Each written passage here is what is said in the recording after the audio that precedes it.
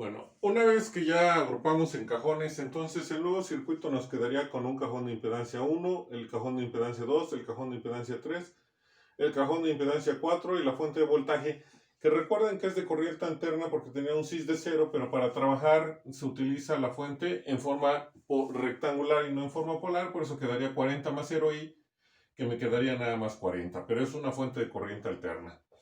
Las ecuaciones, lo primero que hay que observar o darse cuenta es que esta es una red activa porque tiene una fuente de excitación. Entonces las ecuaciones para los parámetros Y, por ser una red activa, son las siguientes. Tenemos que es la corriente 1, que es la que hay entre la terminal 1 y 0,1, va a ser igual a Y su índice 1,1 por el voltaje 1, más Y su índice 1,2 por el voltaje 2, más la corriente a la entrada que me proporciona la fuente interna, que sería con este su índice superior 0.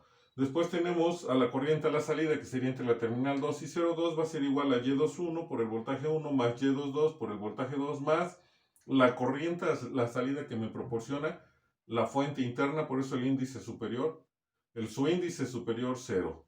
Entonces, ¿qué es lo primero que hay que hacer? Separar todos los parámetros que vamos a tener y entonces, ¿qué tenemos? Recuerden que hay que establecer una condición. Primero, para los parámetros no podemos tener una red activa, entonces si la red es pasiva, estos elementos no existen, no los tendríamos. Una fuente de corriente que se sustituye o se iguala a 0, pues es un circuito abierto. Tendríamos únicamente estos parámetros y lo que hay que hacer es manipular al voltaje de entrada o al voltaje de salida para poder obtener cada uno de ellos. ¿Y cómo lo hacemos? A través de establecer una condición. Si nosotros establecemos primero la condición de que V su índice 2 o el voltaje de salida sea igual a 0, pues este término y este término se hacen 0 o valen 0. Y recuerden que como ya no tenemos una fuente de excitación, pues estos dos son 0. Entonces tendríamos únicamente la parte de aquí, que al despejar al parámetro Y11, pues nos va a quedar siempre un cociente en el cual ahora lo que vamos a tener es corriente 1 entre voltaje 1 cuando mi voltaje 2 es igual a 0. Y como es corriente sobre voltaje, es en la admitancia de entrada. ¿Por qué de entrada? Porque necesito la corriente entre la terminal 1 y el voltaje entre la terminal 1 y 0,1, que es a la entrada nada más. Y21, que sería cuando el voltaje 2 es igual a 0, tenemos esta parte, despejamos a 2,1 y nos va a quedar corriente 2 sobre voltaje 1. Y se llama admitancia de transferencia directa. Sucede lo mismo que con las impedancias, siempre que tengamos una variable, sin importar si es corriente o voltaje, con un subíndice 2, es decir, en el numerador, y en el denominador una variable sea corriente o voltaje con un subíndice 1, siempre que sea en el numerador un subíndice 2 y en el denominador un subíndice 1 para calcular el parámetro que queramos, se conoce como transferencia directa. ¿Por qué? Recuerden que en el denominador vamos a tener la fuente de excitación y el subíndice me indica en dónde voy a conectar la fuente de excitación. Entonces quiere decir que yo voy a conectar mi fuente de excitación a la entrada, que es una fuente de voltaje, y voy a medir a la salida algo. Por eso se llama directo. Para Y12 ahora lo que hacemos es al voltaje 1 lo igualamos a 0, entonces estos dos términos se hacen 0, estos no existirían porque la red se volvió pasiva y tenemos entonces que es Y12 por el voltaje 2 va a ser igual a la corriente 1, si despejamos nos queda I su índice 1 sobre el voltaje 2 va a ser cuando el voltaje 1 es igual a 0. De nuevo, ¿qué sucede con nuestra red? Tenemos una fuente de excitación que ahora va a quedar entre las terminales 2 y 0,2 y a la entrada tenemos un cortocircuito que es donde vamos a medir la corriente.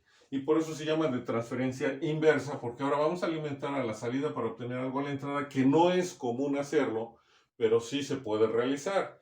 Entonces, generalmente siempre alimentamos mi circuito entre sus terminales de acceso para obtener algo a la salida. Por eso, cuando es de esa forma, los llamamos como transferencia directa, y cuando alimentamos al circuito entre las terminales de salida para obtener algo en la entrada, decimos que es una admitancia de transferencia inversa.